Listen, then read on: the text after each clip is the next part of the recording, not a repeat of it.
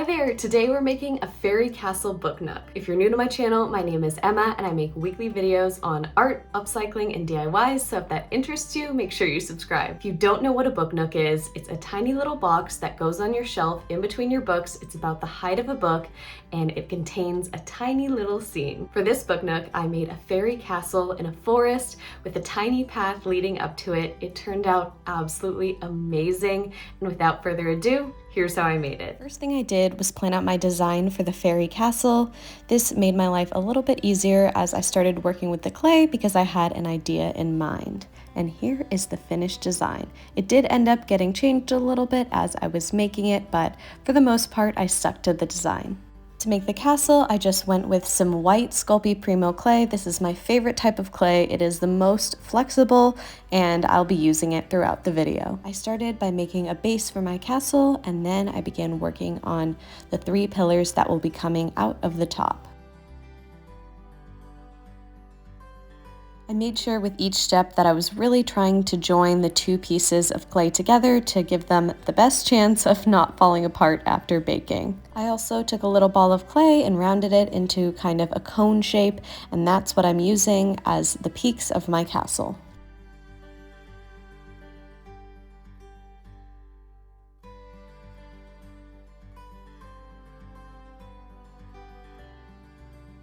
At this point, I didn't know what I was going to do with the windows, if I was going to make them transparent, so I did give them a tiny bit of liner. If I were to do this again, I would have cut the windows first so I didn't mess up these little tiny lines that I'm making here, but you live and you learn. I then took tiny balls of clay and smashed them around the window, and this is hopefully going to look like some stone surrounding the window. I added some ridges to the cones for some extra dimension, and then I took more tiny pieces of clay and started smashing them onto the cones, and that's hopefully going to give like a cobblestone layered effect on the roof. Then I took a thin piece of clay and cut out an art shape, which is going to be used as my door. I want this to be a kind of wood-ish pattern, so I took this little tool from Dollar Tree and made some lines on it. I used some more of that thin clay to actually go right around my door, and before I placed it on there, I made some little lines, and hopefully this will look like stone. And of course, I couldn't forget to add a teeny tiny doorknob. I used the same tool as before to add a little bit more texture. I'm trying to make some stone shapes in the background. You won't totally be able to see this as it's in the book nook, but it's nice to have a little bit of extra texture just to make it as realistic as possible. I then rolled a tiny piece of clay and used that as the outlines for my other windows.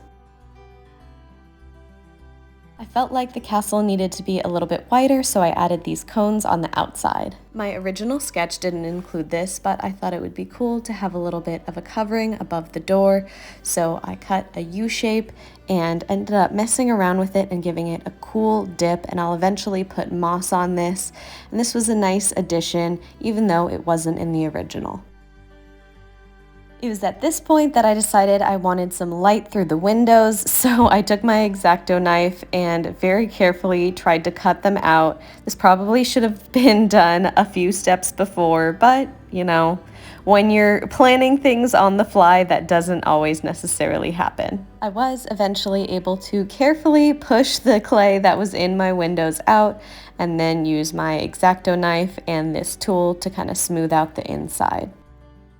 To make the tree that's supposed to wrap around the castle, I used a thin piece of clay and I actually disconnected it underneath the awning and then reconnected it above the awning, and so it kind of looks like it's going through the actual castle. I also wrapped it in between the towers and just used a bunch of tiny pieces of clay to give it a lot of dimension, and then each time I cut it off I made sure to round out the edge so it was nice and pointy, because whenever you're making trees you want to make sure the ends are always way thinner than the base. And this was the final castle before I put it in the oven. Keep in mind, I'm going to be adding moss to the tops of the trees, so don't worry about that until later. I then put it in the oven at 275 degrees Fahrenheit for 30 minutes, and here is the result. It turned out really well and baked really nicely. And now it's time to paint the clay. I probably should have planned my color palette out beforehand as I did the sketch, so a lot of these colors ended up changing because I wanted a stone texture for the actual castle, but then the tree is also a brown color, but also it's a fairy castle, so I wanted it to pop. So a lot of these colors ended up changing just because I wanted it to be really fun, but also at the same time somewhat woodsy, realistic colors. So I ended up with a beige for the background and brown for the tops and red for some accents. To make the tree leaves, I got this real moss, which is such a pretty texture, and it has these nice little poofs, which are going to be perfect for the tree. And then I'm also going to put some moss on this awning here. This moss is so lightweight, so you can use just a tiny bit of glue and it'll stick just fine. And then also remember that you can trim it down as necessary. I also used a tiny bit of hot glue to attach the moss poofs to the top of the branches, and they look awesome. To make it even more realistic, I made sure to put some moss on the back of the branches to make it look like it was going back into space. I decided I wanted to make some faux stained glass for the windows, so I took a scrap piece of plastic and used a tiny thin point Sharpie pen to trace the shape of all three of my windows onto the sheet of plastic. And then I used the Sharpie to sketch out a design. For this, I went for a little bit of a heart in the lower windows, and then in the top window, I did kind of a sparkle emoji of some sort. To fill in the glass, I'm going to use a mixture of clear acrylic paint and my secret ingredient, which is food coloring. The clear acrylic paint is going to make it permanent. It's liquid plastic, but you're going to get some really nice translucency with the food coloring. I mixed them together and then I filled in each tiny little section in a different color. Of course, I had to do the heart in red, and then I just chose different colors going out.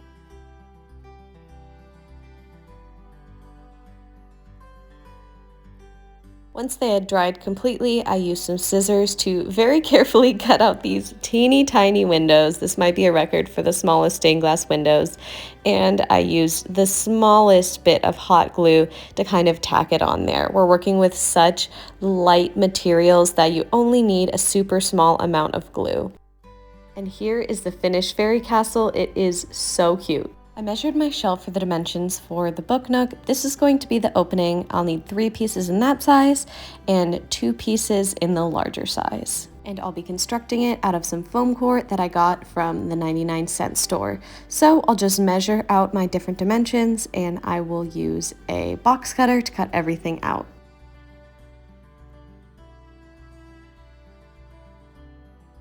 These 2 pieces will be the largest and they are my side pieces, and then after that I cut out my top, middle, and bottom, which are all going to be the same size. I'm pretty bad at math, so I double-checked that I got all of my measurements right and everything fit together before I began painting my sides. For the sides, I used a combination of green, yellow, white, black, and some brown to make these really streaky shapes.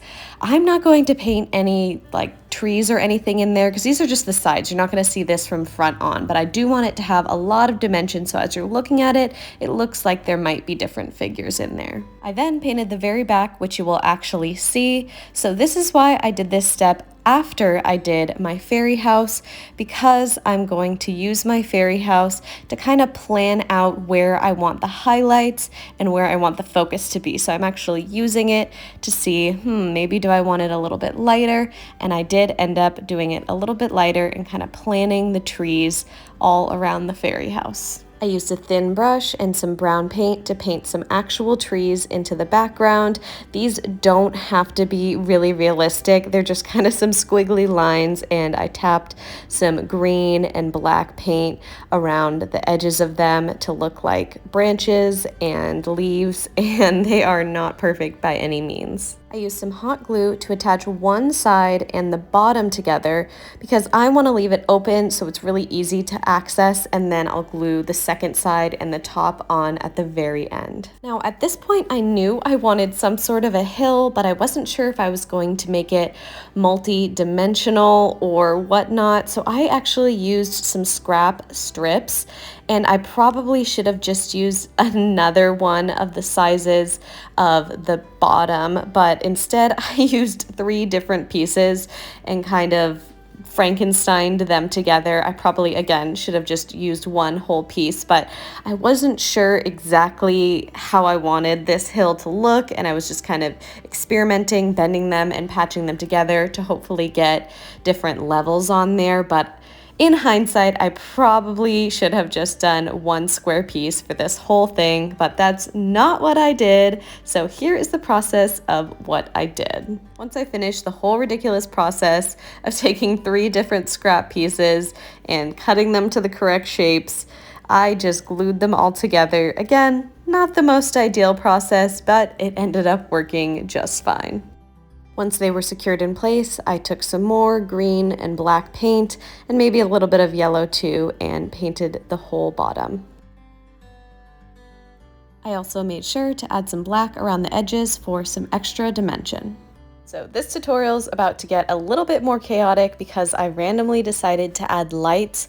I was initially going to put like a hole cut out in the side and let the natural light shine through, but I thought lights might give more of an impact. So because this is paper, I just use these little tools and an X-Acto knife to cut through it and pull the lights through.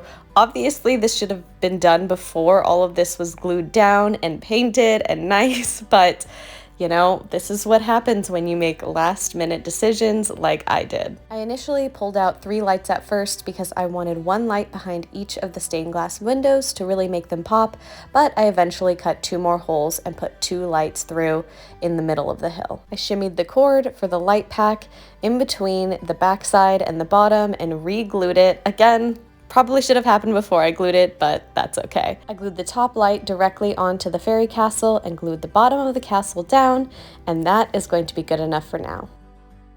When I initially imagined this book nook, I knew I needed to make some polymer clay mushrooms, so I grabbed some bright orange and brown, and I wanted to make kind of a muted brown / orange color. I wasn't sure exactly what I was going to get, but I mixed them together and I got this really pretty tan color, and then I mixed a little bit of that in with some beige for the base of the mushrooms, so I would have 2 different tones to work with. I started by making the mushroom caps first. I rolled a ball between my hands and then very carefully tapered one end to make a kind of cone shape and made a hole in the bottom of that for the stem or the base to go into, and shoved that base into the stem. I also added some ridges along the top, and we have the cutest tiny mushrooms that are ready for the oven. I made a bunch of different sizes and I cooked these for 30 minutes, and I also ended up making some even tinier ones later.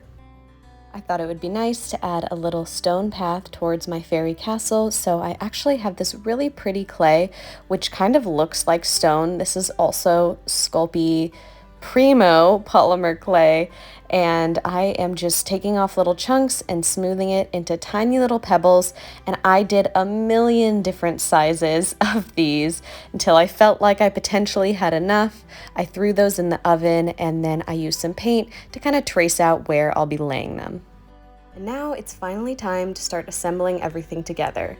I took some more of that moss and I made sure to cover the 2 extra lights that I added because I don't want them to be too glaringly bright and take away from the castle. I also got some tree bark from my neighborhood and I wrapped it around this little piece of foil, and that's going to make a 3D tree that will go in the front of the book nook. I just put some hot glue right on the tree bark, added the foil, and then added a little bit more glue on the edge so it wasn't sticking out and it's creating kind of a cylinder shape. And the bark kind of naturally frayed out, which was pretty nice, but I did end up cutting it because the ends are kind of square and I wanted them to be tapered. I also cut the top off, but left this branch a little bit longer, so as I put the top of the book nook on, it'll look like it's a branch. I also found these pieces of moss that I thought would be perfect dangling from that branch, so I'll add those later once I add the very top.